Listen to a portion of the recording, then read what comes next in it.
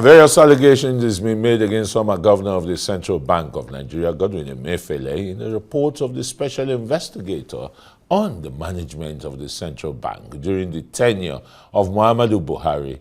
Former Minister of Finance and Buhari's Chief of Staff, his nephew and special assistant, have all been alleged to have misappropriated 17.3 trillion naira. The Economic and Financial Crimes Commission's AFCC report on how the Minister of Humanitarian Affairs under Buhari embezzled 37 billion naira is another news that is generating reactions in the public sphere.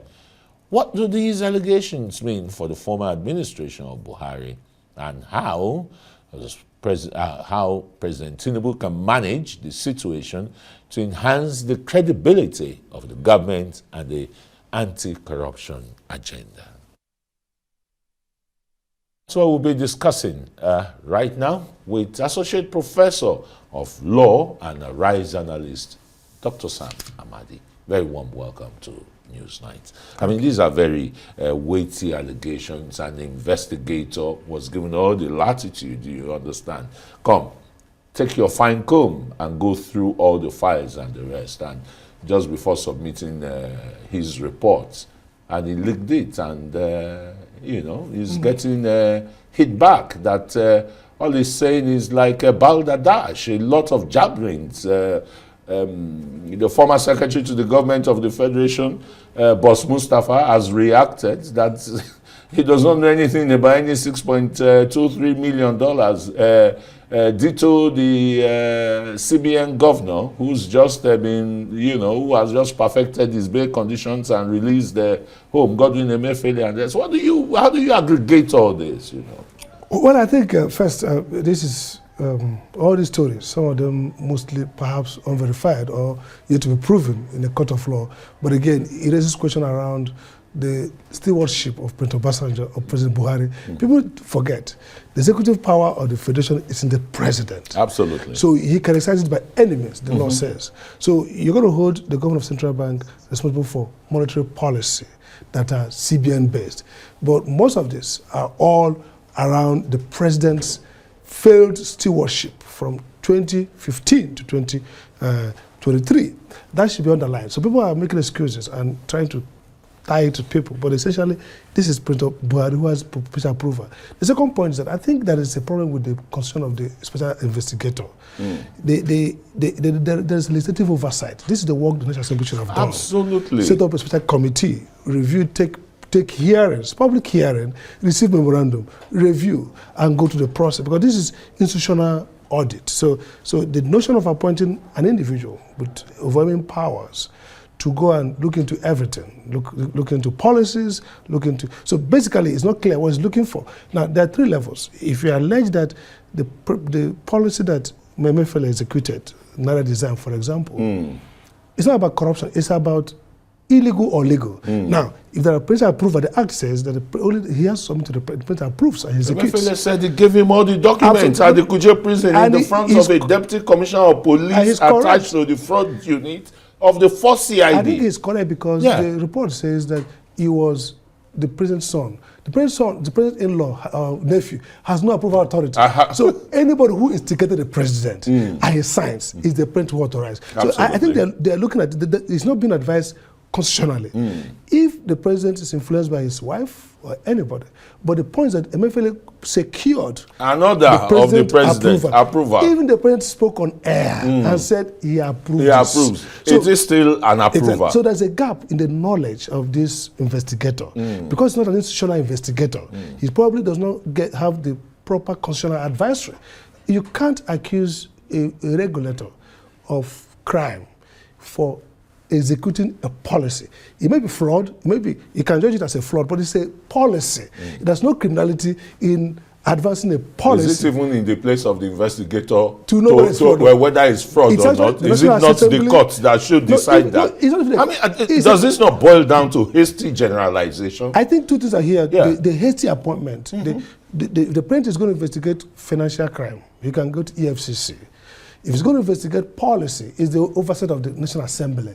Because there's no crime in policy. It's two people can disagree over policy. So if Emefiele's choice of policy is wrong. And any expert can argue that probably it should design the Naira. That's the crime. The other issue you see is that the allegations, therefore, look at the issue of the bank acquisition. Now, even if this is a private bank, TGA has come out to state, you know, private their bank, position exactly. clearly, how they acquired $500 million from international consortium. The person who ought to look at that is the FCCP.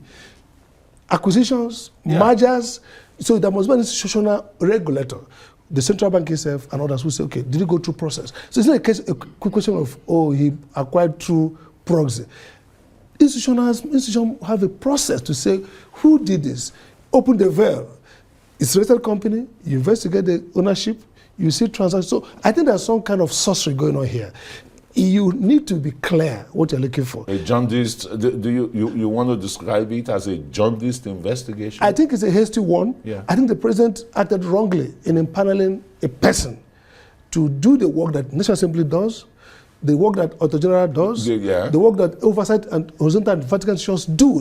An individual cannot, without even a legislative backing. It's actually arguably unconstitutional to authorize a private person without a statutory backing of the National Assembly or law to carry out oversight that are institutional, that are statutory in nature. So first, I doubt the legality, the authorization, whether it's constitutionally okay for Obaze, as part of his well-meaning position, whatever it is, to conduct this kind of investigation. Two, some of them are layered. They should be handled by institutions that are clear with processes that you could determine. Some of them are the court determined. Some of them can be done by National Assembly. Some of them will be done by EFCC. Some of them will be done by other oversight bodies that have responsibility to look at. So this bundling together, issuing a very sensational report, some of them, some unsigned.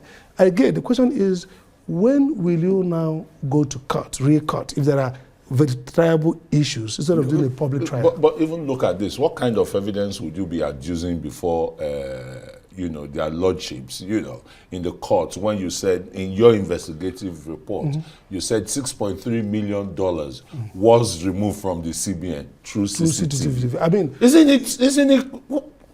What kind of bellicose investigation is this? That's not, and again, the people involved have said, we never did this. We didn't see it. So I think that this could be a scandal, and the cost will be big for Nigeria in terms of credibility.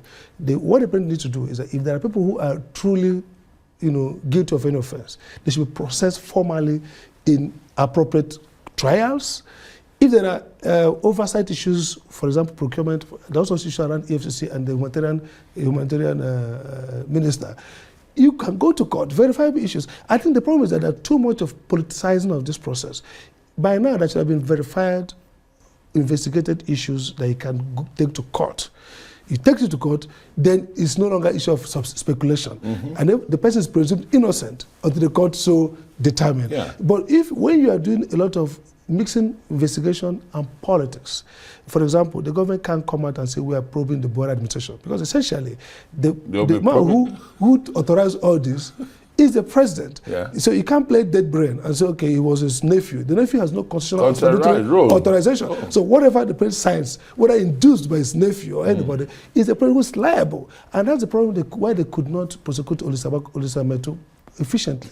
Because if the president authorized a transaction, then they can't punish the man who received the authorization without getting the authorizer. I haven't gotten the authorization. Exactly. If the authorizer is acting within his power as an executive president, then the authorization is legitimate. And so you can't question that, oh, somebody spent X amount of money authorized by the president who acted within. So if you like, you have to plead against the president. So I think this is messy now, and the pushback damages the credibility of the investigator. And it's even getting messier with when they said the 593 different banks accounts. And the rest. And again, this report should have been made public by the president officially, put through a procedure where people can now debate and say, well, what next? Instead of, you know, conducting first the by and honor, put it out cavalierly. I mean, just like, oh, hooray, we've got the smoking gun. That's not the way to deal with such legal institutional things. It has to be processed. And again, the mistake is that Tinubu should also be advised around President Tinubu around his powers. I don't think that a executive authorized investigator in fact, as a matter of fact, has no competence to investigate the Central Bank of Nigeria. The Central Bank is a bank whose independence is secured by the Act. And therefore, there must be institutionalized process for auditing it. Accountant General, the General National Assembly itself. The president has a power appoint and policy direction. I doubt if he has the power to single. We have no special counsel act that authorizes appointment of independent investigator or independent because if you have that law, prosecutor. you have their powers, oversight, control, what they can do, even how they can issue reports. So this is uncharted territory. We don't have the regulatory framework guiding it, and therefore the appointment of this guy is like authorizing a citizen to go ballistic. I'm sure Lateef Fagbemi and the Attorney General would be looking at some of the issues. If they understand administrative law, if they do understand it, then they can look at it. All right. Thank you so very much, Dr. Sam Amadi, Associate Professor of Law and a Resign analyst.